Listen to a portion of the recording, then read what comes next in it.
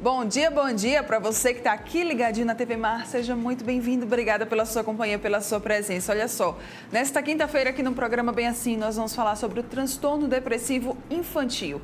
Também ainda vamos falar sobre dermatite. E para fechar o programa de hoje, tem muita música para a gente fechar a quinta-feira, ó, com o astral lá em cima. Banda Axé Kundê é quem canta pra gente. Muita coisa boa, como sempre, eu conto com você. Não sai daí, porque o Bem Assim está começando agora.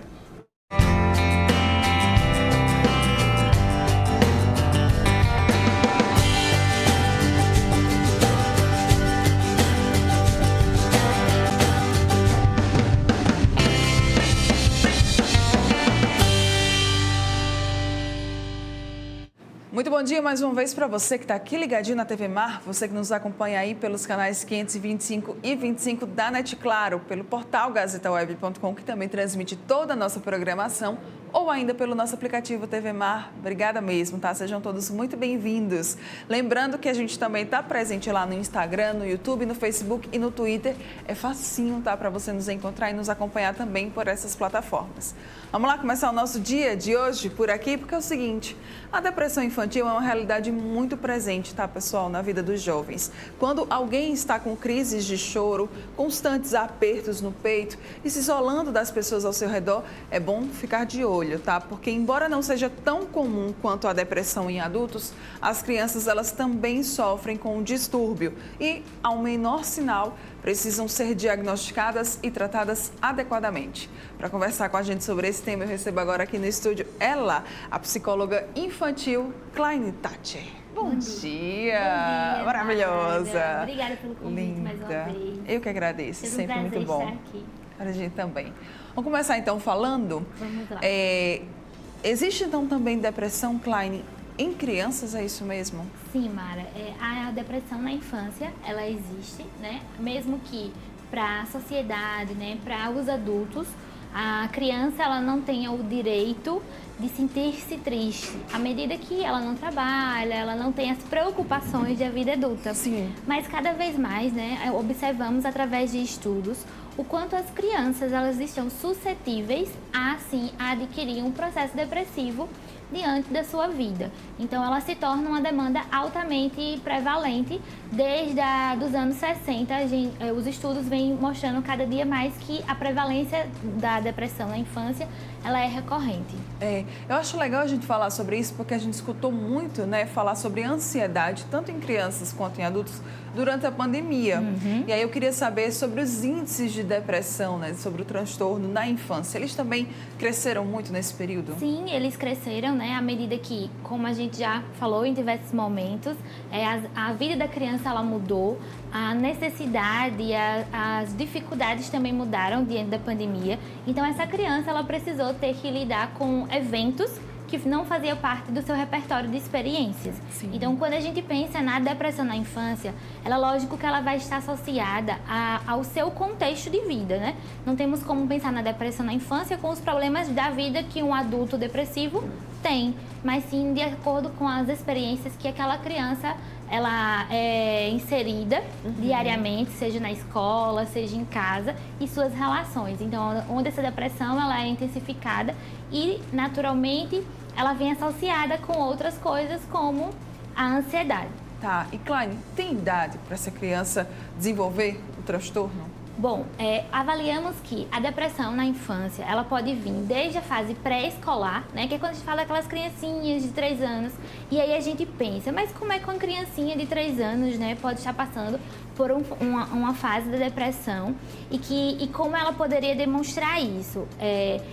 Na fase da pré-escolar, dos 3 aninhos, é muito mais aquela dinâmica onde a criança ela ainda não tem a habilidade cognitiva, né, a maturidade psicológica para lidar com suas emoções. Então, essa criança, ela expressa essa dificuldade, principalmente por ela ter a dificuldade de expressar seus sentimentos.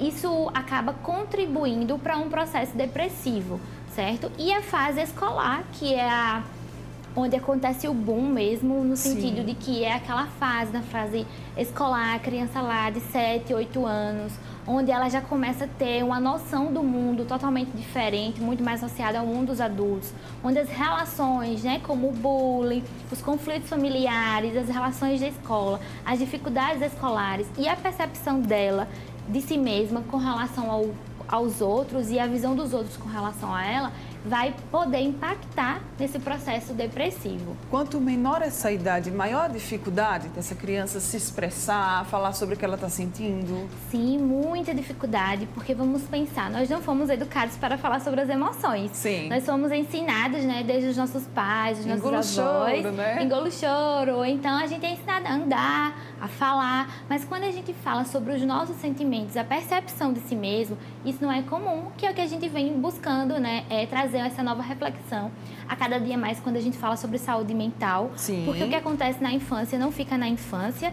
E aí essa criança, quanto mais menor ela é, mais ela tende a desenvolver características que podem ser prejudiciais para o seu desenvolvimento, né? E, consequentemente, para o seu futuro. Tá, guardar esses sentimentos vai ser ruim lá na frente? Sim, porque à medida que a gente guarda, né, a gente vai construindo estratégias, que é onde a gente fala sobre regulação emocional. Vamos pensar, uma criança que ao longo da sua vida ela não tem nenhuma abertura para falar sobre os seus sentimentos, as suas emoções, naturalmente ela pode desenvolver uma desregulação emocional.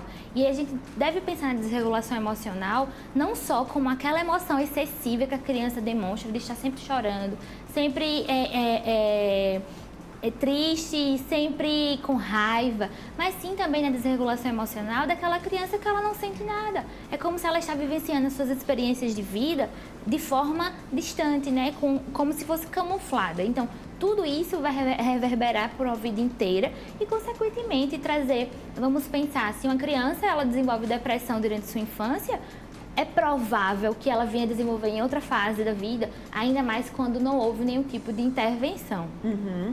Outra dúvida que eu tinha anotado aqui é sobre os sinais, né, e sintomas aí que essas crianças elas podem transparecer, podem aparentar e que os pais responsáveis devem ficar atentos. Sim, os sinais que a gente deve estar atento é uma das coisas interessantes com relação à depressão na infância é que ela não é igual como nos adultos. Existem particularidades. E aí, muitas vezes, a gente observa a depressão na infância como, ela não está triste ou ela não vive triste. Mas não é dessa forma que a gente avalia a depressão na infância. E sim, a gente tem que estar atento aos sinais e sintomas com relação àquela criança que ela começa a sentir desinteresse por tudo aquilo que ela gostava anteriormente. E eu não estou falando de preguiça, eu estou falando de realmente aquela criança que ela começa a não ter nem interesse de brincar, que é algo que é o natural de uma criança. Começam-se as alterações do sono, aquela criança que não dorme a noite inteira ou está sempre acordando, ou também aquela criança que, se a gente deixar, ela passa o dia inteiro dormindo. Sim. Além disso, a criança num processo depressivo, ela começa a ter uma alteração nos seus processos cognitivos de pensamento. Então, além das emoções, que quando a gente fala na tristeza, a gente está falando de uma emoção que ela é desagradável de sentir.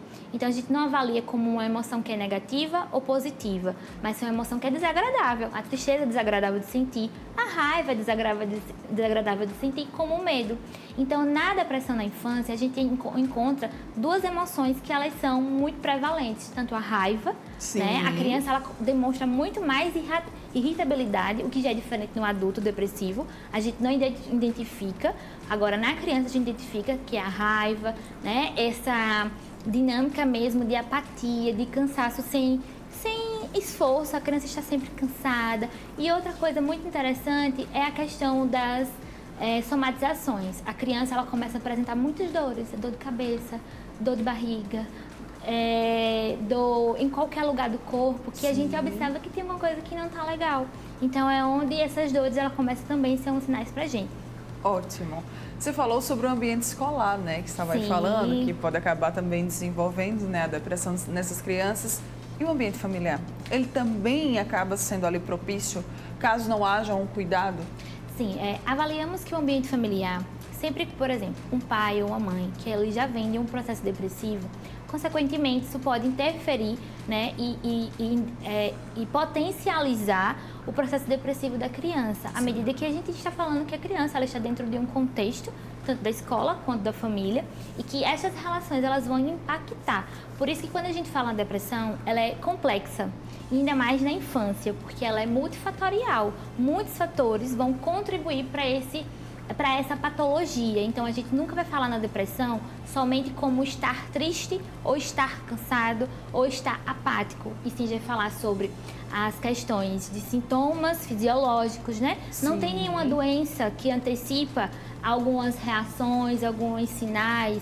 É a questão cognitiva, de pensamento mesmo dessa criança. Como é que essa criança se vê, como é que a criança vê o mundo, suas experiências e o futuro, além dos sintomas, né, afetivos.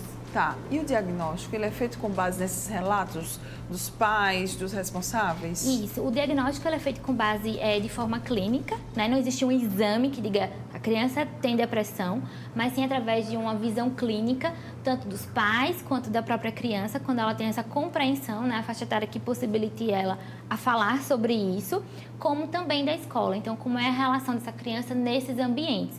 E aí, esse diagnóstico ele é feito pelo psicólogo, como também por um psiquiatra, né? O neuropediatra, ele pode, o psiquiatra, o pediatra, ele pode fazer essa orientação também, à medida que a gente vai avaliar, né, quais são as características que essa criança apresenta. Sim. E, lógico, havendo a necessidade, além da psicoterapia, que é o psicólogo, a gente vai ter necessidade também das intervenções medicamentosas, lógico.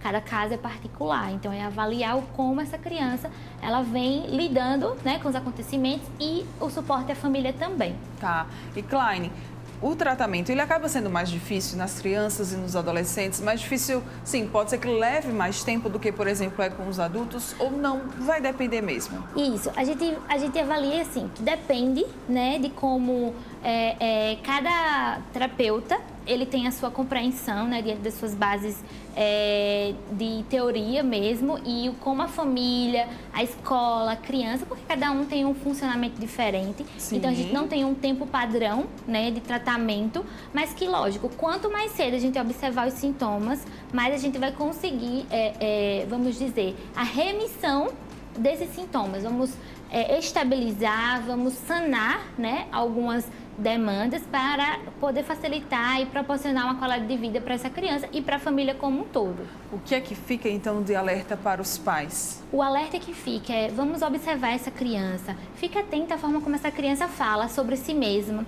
sobre o futuro e sobre as suas experiências. Observamos que crianças depressivas, elas tendem a supervalorizar a sua responsabilidade diante dos acontecimentos. Então, aquela criança que está ali em casa na pandemia, aí os pais estão desempregados, ou houve alguma mudança, e a criança ela começa a associar que ela tem responsabilidade nisso. Então é como se ela começa a ser responsável por tudo que está ao seu redor. E a gente sabe que não é assim. E quando a gente observa essas falas com relação a si, como ela vê o futuro, como ela vê as pessoas e as experiências, porque tendem ao negativo. Sim. Então tudo que é de ruim está acontecendo porque é ela, né? Já que ela supervaloriza, além dos sinais fisiológicos, os sinais afetivos, o como essa criança vem lidando com as emoções, a gente precisa realmente buscar o acompanhamento para poder auxiliar essa criança. E percebeu alguma mudança, né, no comportamento dessa criança, Isso. desse adolescente, já busca logo o profissional, psicólogo, né? Isso, já busca o profissional, porque justamente não tem como a gente olhar a mudança e não ser nada, mas lógico, nunca pensar na mudança de um comportamento de forma isolada. Sim. Eu sempre costumo pensar e até dizer assim, que a gente tem que olhar para a criança de forma muito ampla. Existe sempre um contexto, a gente tem que contextualizar tudo com relação à criança. Por que ela está triste, o que é que está acontecendo, para que a gente possa ajudá-la e construir estratégias, porque é esse o objetivo da terapia, a gente construir estratégias para que aquela criança também se fortaleça e construa ferramentas e mecanismos para lidar com os acontecimentos, né? Para a gente trabalhar a regulação emocional, para que ela possa crescer, ser uma adolescente e enfrentar os acontecimentos de forma saudável. Pois é, e papai e mamãe, por favor, né? Se perceberem qualquer diferença no comportamento dos seus filhos, não ignorem, tá? Eu acho que isso também é muito importante que a gente fale.